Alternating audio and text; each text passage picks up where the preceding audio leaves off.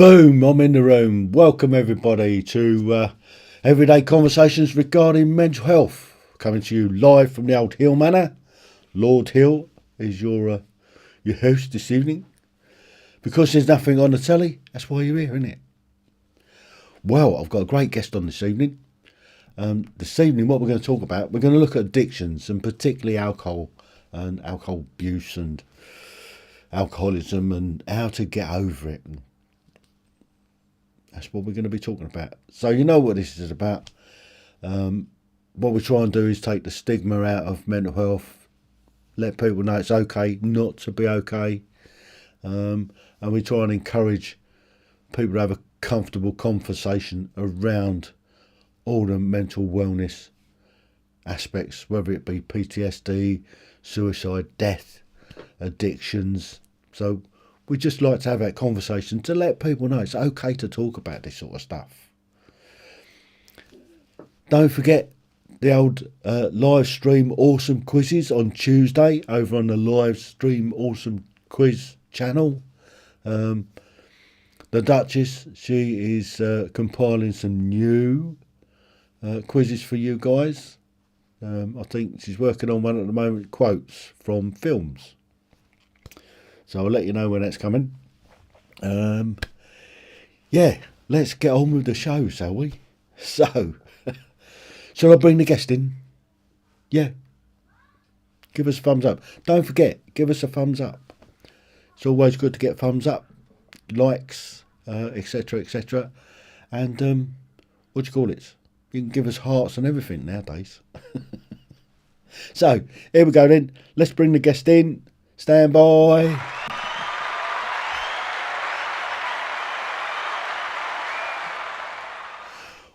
Welcome, Lily. Well, thank you. I love that intro so much. That is so fun. We try and make it a little bit of fun. That's what we try and do. We try and take give mental well-being fun. It's because everybody has it. Everybody suffers sometime in their life, and it should be an easy conversation to have about it. Yes, I love that you are normalizing mental health and do make it fun. I think that it's important. It's important work you're doing here. Thank you. Yeah. Oh, good evening, Keith. Welcome. There's one of my regulars. Hi, Keith. So we're going to talk about your story tonight, and it's quite an interesting one. From what I've seen in your little bio, you like a drop, or you used to like a drop of sauce now and then. Somebody asked me the other day on a podcast interview what my experience with alcohol was. And I said, I'm very experienced. I felt like you would put me in the mastery category of that. Excellent. So The let's truth is, go ahead. let's explore it then. Let's tell your story. Let's how you got into it in the first place. How easy it was. Well, I fell for what I called the big lie. And we all do because in our cultures, both on your side of the pond and on my side of the pond, I'm coming at you from Canada here. Um, there is a belief that there are people who are alcoholics. I'm going to put that in air quotes, alcoholics. And then there's the rest of us. And an alcoholic would be someone who drinks too much, who is weak-willed, who doesn't have any self-control, no self-discipline, possibly, we're suspect they're a little unethical, immoral, and just generally we think things like they prefer the company of a bottle over their families.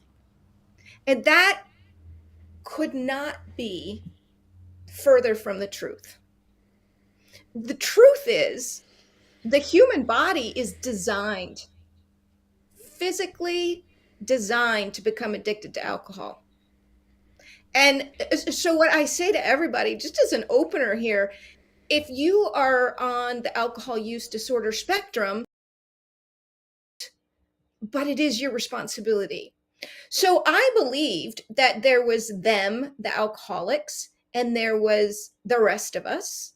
And as long as I was a good person, I would never get in trouble with alcohol. It was just that simple in my mind. And I think that is prevalent out there. And the truth is, it's a spectrum.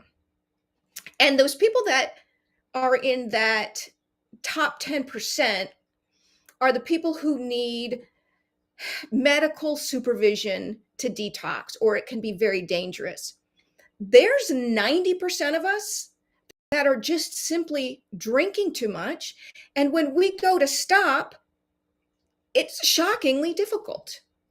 And so I was highly functioning, had a great job. I'm in a fantastic relationship with my husband. No one in a million years would have guessed that I was struggling to stop my alcohol use. What ended up happening is I was previously very adventurous and would plan these crazy holidays, like go to Southeast Asia by myself for 6 months to trek in mountains or ride my bicycle across the United States and Canada solo. And as I drank more and more, all the fun and adventure was leaking out of my life. And I found myself at, 50 years old, sitting in my living room, drinking a half a bottle of wine a night, knowing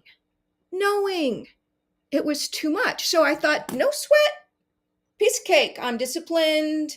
I've actually run a marathon. I exercise. I eat really healthfully. This is not going to be a big deal. I'm just going to take a break. Well, let me tell you, it wasn't that easy. I went to take a break and I had cravings. And then I gave in to the cravings.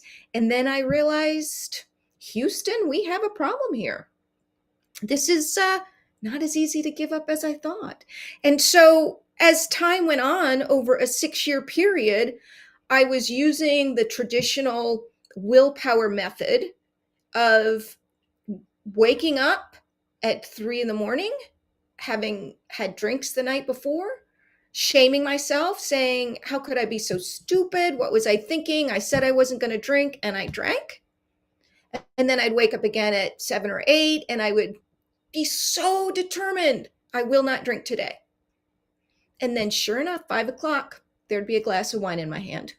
And it went from a half a bottle of wine to a bottle of wine a night. And I realized that my life was just becoming sad and small. And so I would say when we talk about alcohol use disorder, I was probably somewhere in the middle. That's where we would call a gray area drinker.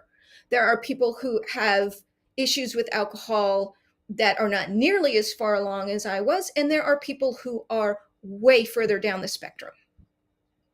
So what happened was I read a book called This Naked Mind by Annie Grace, and it explained to me what alcohol use disorder was, and it explained that instead of using shame and willpower to get past it, what I needed to do was educate myself and use positive emotion and change my beliefs about alcohol. And that's what I did.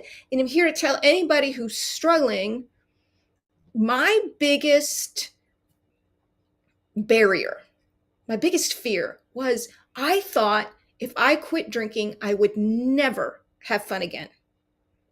I just thought without alcohol, there is no fun. I thought it would be miserable to stop.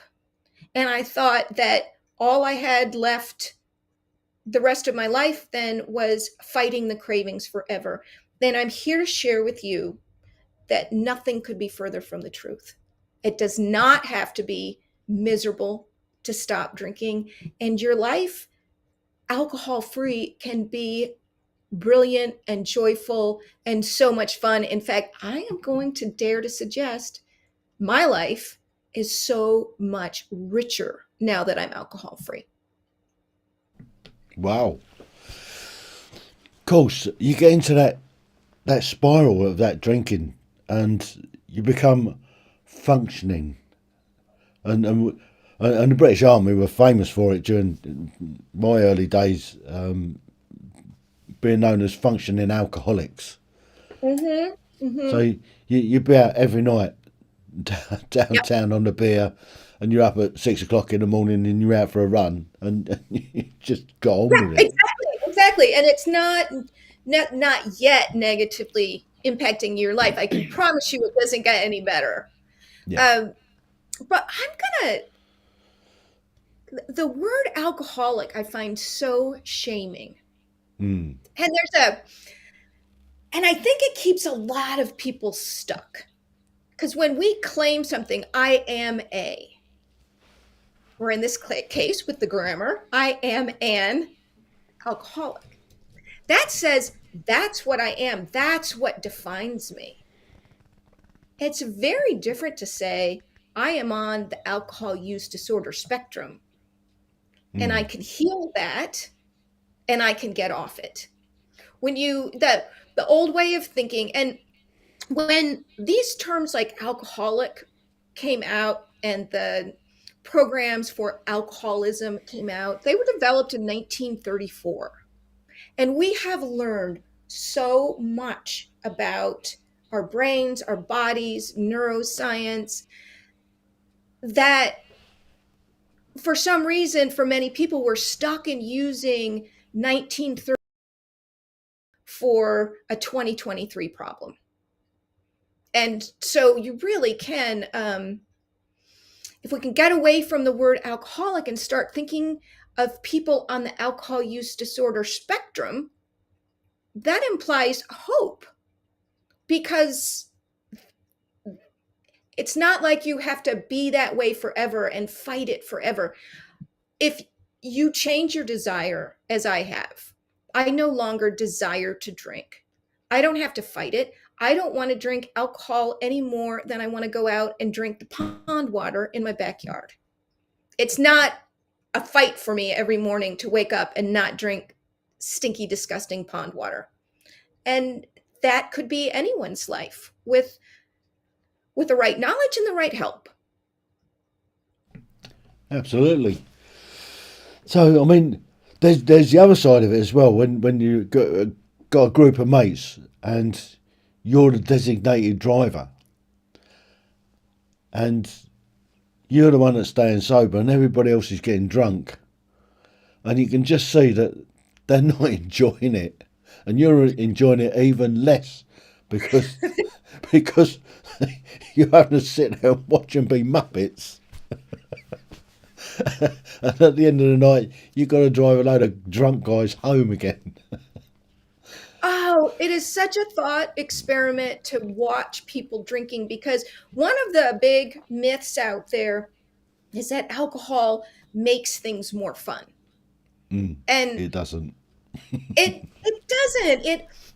It's actually a disconnector. And when you hear people like Dr. Gabor Mate and others talk about the opposite of addiction is connection.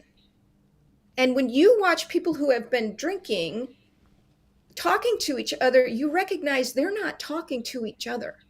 They're just talking. Then it gets louder and louder, and it way less interesting. And that's the part, like, I enjoy going out with my friends still. If it's a drinking bunch, I'm going to leave probably by the time they've had their second glass, just because they're not that much fun anymore.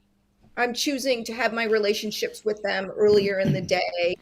um, Fortunately, most of my friends have gone alcohol free, so now a girls' night out is an alcohol free girls' night out. Mm. And just watching other people being stupid. Yeah. It brings me, I come at this from a completely non judgmental perspective. First of all, I'm in a very thin walled glass house. I mean, I have got no place to throw stones here, because if one ricochets and comes back at me, it's going to shatter. So I have zero judgment. And when I say that the human body is designed to become addicted, that's actually true. And what that says to me is that if you're struggling with alcohol, you're human. Yeah. That's all that says. You're simply a human. And I'm going to take a second just to do a little explanation of how it works in your body so that people can get their heads and hearts around why I can make that statement is that we are to become, designed to be addicted to things. So our brain chemistry has survived evolution, and it survived because when we were back in the caves, and yes, there were saber-toothed tigers and mammoths out there, we relied on our animal brains to keep us safe. And one of the things that kept us safe was understanding what kept us alive food wise. And so if we were out hunting and gathering and we came across, let's say, a berry and we ate it and it didn't kill us, we would get a hit of dopamine, a feel good thing that hits our reward center that says, do this thing again. When you get to a substance like alcohol, gambling, pornography, video games, opioids, all of that, they hit our reward center at such an explosion that it's not just a little hit of dopamine we're getting, it's a giant hit of dopamine. It's an unnatural amount of dopamine. And so it hits the reward center, and your brain's going, wow, this is amazing. I need so much more of that. And you literally get 20 minutes of that first drink. Another thought experiment here. That first drink gives you that buzz, and you're chasing that buzz for the rest of the night. You don't get that buzz a second time. So what happens is your reward center goes crazy, shooting out these gigantic amounts of neurotransmitters and hormones that make you feel good. And then it says, your brain is saying, oh my goodness, no, this is too much. I got to put the brakes on hard. I need to be in balance. This is unsafe. And so for the next 3 hours, it dumps out brain chemicals that do not feel good, like cortisol, adrenaline, dynorphin. And I call it borrowing joy from a loan shark. With that first drink, you get your 20 minutes of woohoo reward, followed by 3 hours of chemicals in your body designed to rebalance your brain chemistry. And unfortunately, that's not a great trade, because not very far into the process of dumping the not feel goods, you're now more stressed or more uncomfortable than when you started. And says is, golly, I don't feel good. Oh, I got a good idea. How about that thing that gave me all that dopamine? And that's why you take that second drink, or you don't turn off your Netflix streams, or you keep gambling, because, and it's all happening in the back of your mind, in your animal brain. You don't realize up in your thinking noodle that this is what's going on. You're just, I don't feel good. And your subconscious is taking over saying, give me that feel good again. And this is how we're designed. Yeah. It's it's the same with all addictions. All Yes. addictions. I mean, drugs is one of those ones that you get a fix. They call it a fix, and drug addicts are they're just after that hit, and it and they get onto harder and harder drugs just to get the same hit. And I guess alcohol is pretty much the same. Mhm. So You it's, gain a tolerance for it. So it's same with the drugs, right? You gain a tolerance, and because it's an actual toxin in your body, when you drink alcohol, it's one of the few substances that is both fat and water soluble. So it's getting in everywhere. It crosses the brain blood barrier. It's getting into your gut. It's in your bloodstream. It is coursing through your body, and it creates a toxin, and it's that toxin that gives you that buzz, and that the chemical formula for the alcohol that we drink is identical to the chemical formula that you put in your car if you've got a gas engine. And that is, as you're thinking, that probably is not that healthy. And it's true. So your Certainly, body shuts down everything to get that toxin out. certainly So you drinking petrol isn't wise. It is not. It'll turn you blind. And I know in the U.S., when in the days of Prohibition, people did go blind from drinking because their backyard stills did not have good quality control, and it did kill them. And that's a difference between alcohol and, let's say, an addictive drug like an opioid. An opioid is going to bind to some receptor cells in your brain specifically, whereas alcohol is getting everywhere. Hmm. And your body shuts down every other thing to get that alcohol out of your system. So it's not fighting a virus, it's not um, taking care of not digesting food, it is not it's not doing anything but getting rid of the toxin. There was a study out of Australia where they took footballers and did muscle biopsies before they worked out, gave them all the same workout, and gave some alcohol and some did not get alcohol.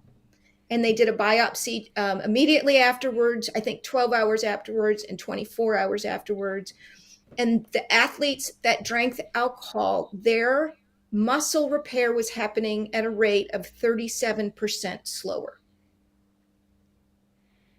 Wow, that's that. When you're talking sort of minute performance, that's a lot, Yeah. particularly in top end athletes. Mm-hmm. That's amazing. There's a That's why I reason was never a good.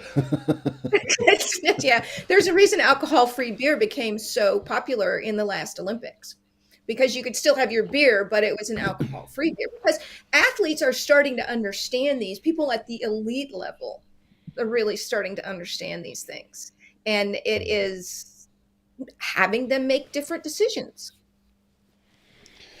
Well, when I was in Iraq with the Americans, I was up in Baghdad. They were drinking near beers. They called alcohol Oh, free. Yeah, they're allowed to drink sort of alcohol free beer up there, and we were calling it near beer. yes. It was pretty disgusting stuff, but I think it's come a long way nowadays. I know quite a lot of friends. We go and have a drink occasionally, and now because they're driving, they'll have some near beers, and apparently they're quite palatable. They're beyond palatable. They used to be terrible. You're absolutely right. You had to know duels or, and Yeah, the a Bud Zero to me is still like, when I was a beer drinker, I liked a beer. I liked it like a warm stout. I wanted yeah. something heavy and hoppy and all of that, almost chewy. And they have alcohol-free beers out like that now, and they're fabulous. A lot of small crafters are putting out an alcohol-free one as well as their The alcohol version. tradition. Yeah, and the wine is actually getting palatable. It Mm. used to be so bad. I mean, it would be grape juice you wouldn't feed your toddler. It tasted so bad. And it's come a long way. It's absolutely come a long way. And I know that the fastest growing segment of the beverage industry is non-alcoholic drinks. Mm. Meaning, I'm not talking about Pepsis and Cokes. I'm talking about Beer. mocktails. Yeah. People who were looking for an adult beverage. So Yeah, it's a thing. and it's becoming really popular. Mhm. I certainly see it over here quite a lot. Lots and lots of pubs are actually advertising alcohol-free beers and wines, and I guess it's so people can join in without getting the toxins into the body that are going to make you go wobbly. Right? And then the toxins with alcohol, unfortunately, don't stop in the short term. What hasn't been honest in from the alcohol industry is the links to the different cancers. There's a very strong link to breast cancer. My sister, when she was diagnosed, pretty much the first thing out of her oncologist's mouth was the relationship between alcohol and breast cancer. He said, if you want to not, she had a radical double mastectomy. If you want to not have this return, you need to stop drinking. And she wasn't drinking a lot. She would have been considered a moderate drinker. And with you heard all this stuff about red wine is good for the heart. Nothing could be further from the truth. The amount of alcohol you would have to drink to get I think it's a reversatol is the thing in there they said was healthy. You would go blind drinking that much wine to get that amount of reversatol. Just go to the grapes, people. Yeah. And so that isn't true. And the big lie is that it was true and there was a healthy amount you can drink. I believe the World Heart Association has said 0 amount of alcohol is safe for your heart. And the one that flips me out because of the amount of drinking I did and the damage is done is the links to dementia. Whew. Well, I guess if you drink enough, you forget what's happened the night before, don't you? So Yes, you do. that's kind of an onset of it. When you've had far too much to drink, you forget what's happened. Yes, yes. And another one is happening to a girlfriend's husband is that when your liver starts to shut down, um, it doesn't process toxins, and so he's experiencing about just kind of like a roller coaster ride of he's clear and then he's like gone, doesn't know who she is or what day it is, and then he'll come back, he'll be a little clearer. But yeah, long term there is a big connection between dementia and the amount we drank. Mm. It's funny you mentioned about liver. There was a famous footballer over here, George Best. He had he was a big heavy drinker, and he had a liver transplant and was told not to drink again, and he did the same. I think he had a second liver transplant, carried on drinking and died. But that's just Heartbreaking. that's just.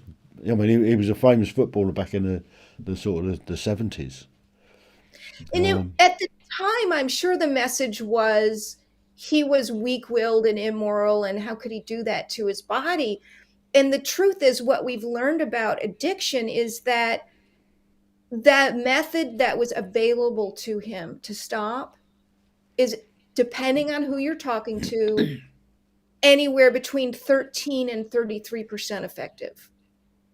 So Yeah. that dude, even on the most positive, rosy of outlooks, had a 33% chance of getting over his addiction with what was available then. Yeah.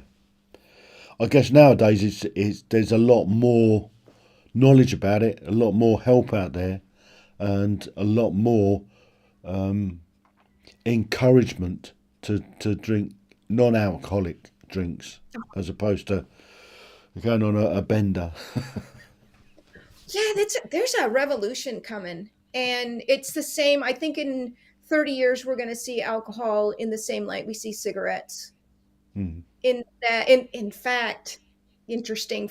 You could put this in your quiz. You should have an alcohol quiz. Um, the same. I think it's I can never pronounce it. There's this really long word that I'm never try to pronounce on air. There are the same chemicals in alcohol that are in cigarettes, and The that endorphins. Is no, it I'm talking about endorphin? No. acetaldehyde, something like that, is in both of them. It's when alcohol comes into your body, it comes in as ethanol, and it turns into acetaldehyde. I'm saying that wrong, and that is a component of cigarettes, which is so deadly. And if you were someone who drinks one drink a week, 7 drinks a week, I don't care if you're drinking them Friday and Saturday, or if you're drinking them 1 glass of wine a night, that is the equivalent of smoking between 7 and 15 cigarettes. I mean, they banned smoking in indoor places and public areas now, right? Cause, and that's been for a long time in the UK, and it's really nice to be able to go into a public house and not come out smelling of sort of stale fag smell. It used to be horrible, especially for non-smokers. Oh, it was brutal. I remember in the graduating from college, I was kind of a wild punk rocker, and I had this giant hair that was sprayed up like 3 feet off my head. And I would do it with extra super hold Aquanet. And in the morning when I got in the shower after being at the bars, I would get in the shower and it would reek of cigarettes, beer, and extra super hold Aquanet. And it would just almost kill me. Oh my goodness. But it That was is, not but it is so much nicer going into a pub nowadays where you haven't got that, and it's generally accepted. Public transport, you're not allowed to smoke, which is great, and it's the same for vaping. So I mean, you see people walking down the road with big clouds of smoke coming up behind them. Thinking, what's going on there? They set themselves alight. No, there's vaping. oh, it's so awful. I was listening to a podcast yesterday with Canadian kids, teenagers, and they were talking about the bubblegum flavor and oh, there was, I can't remember it, the stuff from Carnival's cotton candy flavor. And they said it's pink, and so it's pink smoke, and then you get the taste of bubblegum or cotton candy in your mouth. Mm. And oh, that is so wrong. That is so Let's wrong. let's just encourage people to go and do it, isn't it? Oh, kids. Yeah, kids. Yeah, Absolutely. it's Without being honest. And once again, I said this when I opened is I am not judging anybody because I am not in a position to judge and it's not nice. All I'm here to do is give you the information so that you can make a decision. yeah, And in my work, when people come to me to get alcohol free, in we have instead of having there's no such thing as a relapse. Let me say this. What happens is you're either alcohol free or you have what we call a data point and you've learned something. And so at the end of the week, let's say you were someone who was drinking 7 days a week, you start working with me and you drank 5 days in a week. I'm not going to start you back over at day one. What I'm going to say is you have 2 alcohol free days. You earned those. Those are yours. They're never going away. And you have 5 lessons. And the faster you learn those lessons, the faster that you're going to become. Clients come to me typically to be 100% alcohol free. Some are interested in moderating. Very rarely does someone want to moderate when they're finished with the work because they realize why. This why. They end yeah. up thinking it doesn't add anything to my life and it's just hurting me. So yeah, no judgment, no relapses, all positive momentum forward. There's no shame.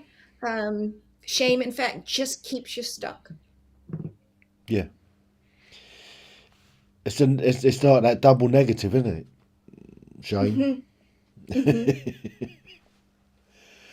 It's crazy. Yeah, that's that standing up and having to say, I am an alcoholic. There's nothing more shaming than that. Mm. I think it's much easier to say, I'm on the alcohol use disorder spectrum. And I'm fine. People can use whatever language they want. It just keeps some people stuck. Having to say that I'm an alcoholic keeps them from getting help because Mm. of the baggage around the word. I Whereas if mean, they can just say, "Oh, I'm just somebody who's on this spectrum and I can get off it if I do my work," that's a much easier job. mm. So how do Alcoholics Anonymous go around their work nowadays? I know that recently they changed the way that they operate. They still get into groups and stuff like that. I don't know what terminologies they use nowadays. Have they taken on a different approach, or is it still the same old approach? I'm an alcoholic, and I'm here to. I've had so It's, many free days. Do they still do that? it's my understanding that they do. And everybody gets to go about their work however they want to, and that works for some people. Mm. My offer is if it doesn't work for you, find another way, and there are other ways available. Yeah. Great respect for that organization. They started when nobody had a clue. And the one thing that they have really figured out so beautiful is the connection piece. Because having a tribe, having people who are walking your walk is a very human need. And so, one of the things I hear so often is people feel alone in their alcohol use disorder, and they say, they get to work with me or they work with a group program, and they are just stunned at how many people are just like them. So many people fall into that same category where it's bordering on the real addiction to it, and it's just something that kind of they do every day. It's just one of those everyday things. They get home from work, first thing you do is pipe and slippers out and a and a whiskey before that, or a G&T before an aperitif before you go to dinner. Absolutely. And it's breaking that cycle. Mhm. And, and Absolutely. And I grew up in that where, my dad would get home from work and mom and dad would have a scotch on the rocks. And I thought that that's what adulting was. And what that teaches kids is this is how you relax. And the problem with that is we don't learn how to relax.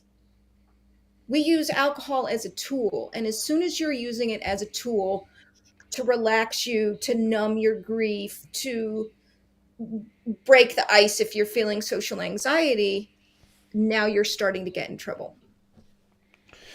yeah, and I think that probably affects lonely people. People who got that are lonely.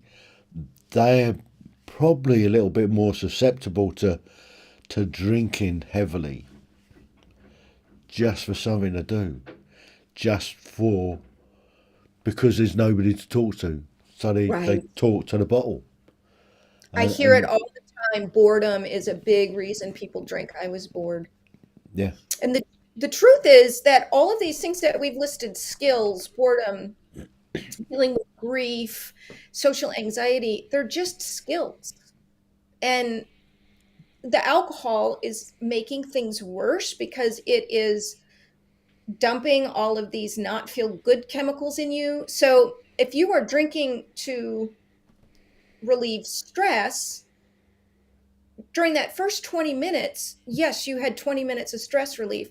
But after that, your cortisol levels, when they measure them, are actually higher than when you mm, started. And what you yeah, need is the skill to relax without alcohol. yeah, And here's something that is so sad. I said this to a client recently, and I thought he was going to cry. I was going to have a big old blubbering. Anyway, he just looked like he was just going to cry. I said, you can't selectively numb.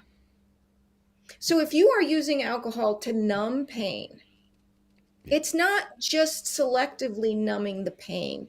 It is numbing your ability to experience joy. And that is heartbreaking. And he looked at me and he said, I've been drinking for 40 years. And he wasn't feeling any joy in his life.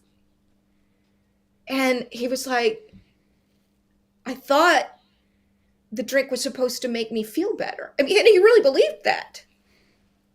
He wasn't blowing wind up my skirt. I mean, the man thought he would have the drink and he would feel better. And in fact, it was the thing that was stealing his joy.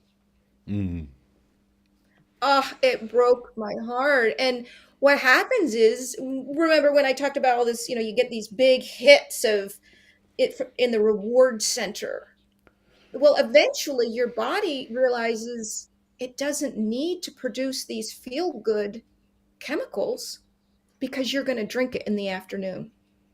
So it literally stops making the chemicals that create joy in your body.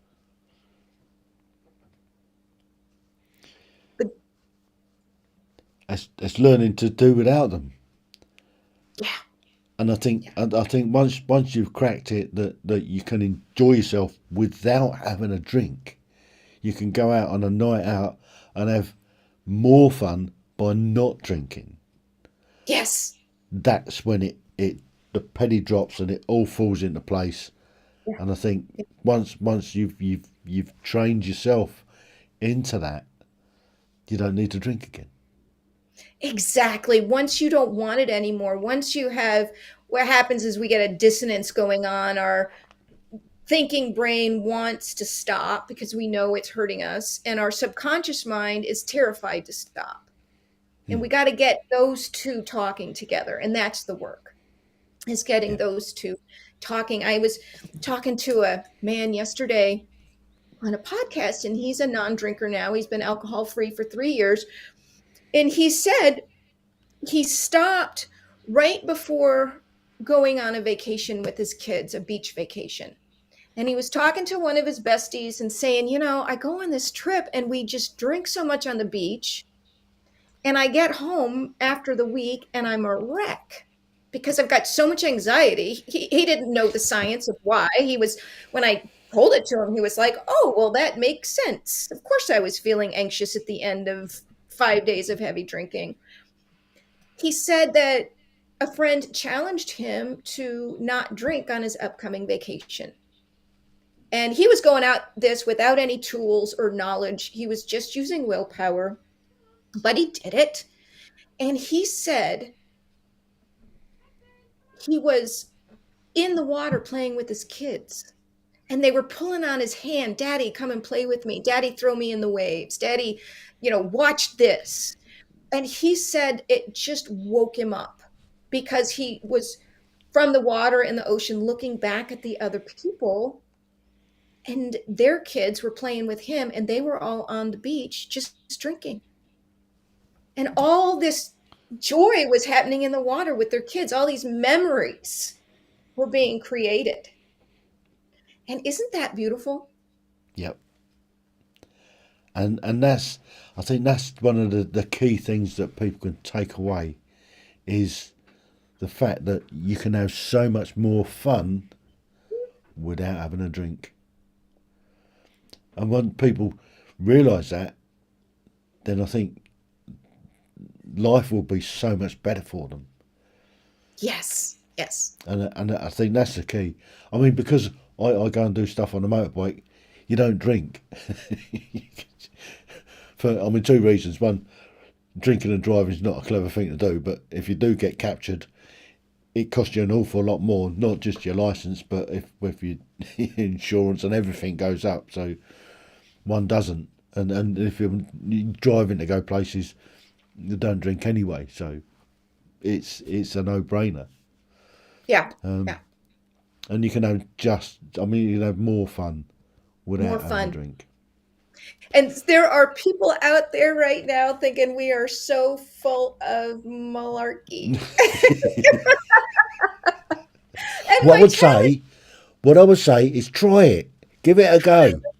Go, go, go and have a break somewhere, and don't have a drink, and see how much fun you can have. Yeah, we really like the 30-day 30-day break model. And I know this dry January started in England, and it's such a Yeah, brilliant campaign. I think it's raised so much money for, I don't know what nonprofit it goes to, but I know it is for a nonprofit organization. And something crazy like they were expecting this last January, 20% of people in um, England were going yeah, to participate. I know in the States it was 35%. And the reason we like to say take a 30-day break is there's a couple of weeks that are uncomfortable yeah. because you've stopped adding the dopamine with the alcohol and your body has not started creating it naturally. And so it's like being a teenager. You're not a baby anymore and you're not an adult. And it's just uncomfortable and no one enjoys it. And so you kind of got to get past that couple of weeks. And what I would say to people is what happens is some people do dry January and they get through it 30 days, piece of cake. I have one girlfriend, she said she felt so good at the end. She did another month and then she felt so good after that. And I think she's this many months alcohol free now since January. A lot of people are not going to make one day I mean, there is a because downside to stopping drinking altogether, and that's the drinks companies are going to miss out. you know what we're finding though is that people are spending as much money on these alcohol-free drinks. I know Yeah, it's a thing in Canada and I've seen it in the States where there's now a mocktail menu and you're not paying any less for your mocktail than you were for your drink with alcohol. well, I think if they get the marketing right, if they bring the cost of the price of non-alcoholic drinks is lower than the alcoholic drinks, that will make a big change. If I people know think that, that non-alcoholic beer is cheaper than that one, they'll go to the cheaper one. and it tastes good. It Yeah, tastes good. You can no longer say, I'm drinking beer for the taste yeah, and then not go ahead and drink a non-alcoholic beer because they are just as good. And once again, experiment time, try them. yeah. Guinness just Give it put a out go. that is 0% alcohol. Yeah, there's a lot of zero stuff knocking around nowadays. All the real Yeah. big popular brands are going zero alcohol free. Mhm. So there's Absolutely. the encouragement. Give it a go. Yeah, it's losing its social stigma. I have had a lot of clients who are afraid when they say, I'm not drinking, everyone's going to think it's because they've had a rock bottom, that they Mm. have gotten a DUI or their family's falling apart. Because let's face it, the big lie out there was that would be the only possible reason why you wouldn't drink is because either you're a drag Yeah, or you've hit a rock bottom and you can't. And what I am saying is I'm having more fun without it. So I never had a rock bottom. And honestly, the only rock bottom that there is when you're dead, because it can yeah. always get worse. So anybody who's waiting for their rock bottom before they make the big switch, stop it because Do it there now. is no bottom. Well, Lily, I think we've had a fantastic little chat. I think Oh, we've certainly sown some seeds out there for people to have some serious thought about going alcohol free. yeah, yeah.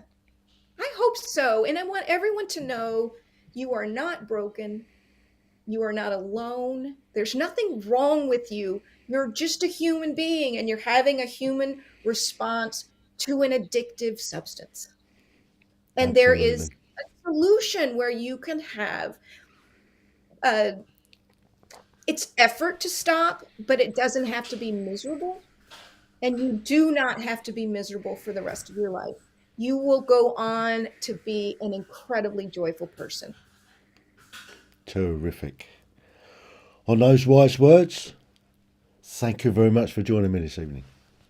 Oh, thank you for having me. This has been so lovely. I'm only disappointed your dog didn't show up.